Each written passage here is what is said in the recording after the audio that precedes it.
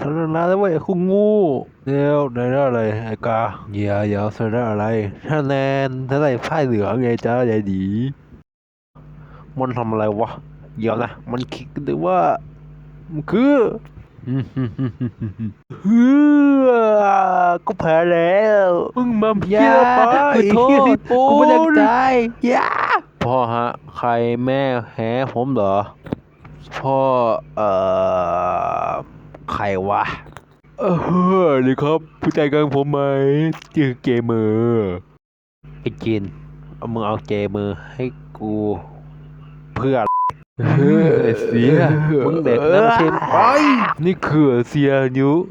34เฮ็ดจีนอายุแก่แล้วโอ้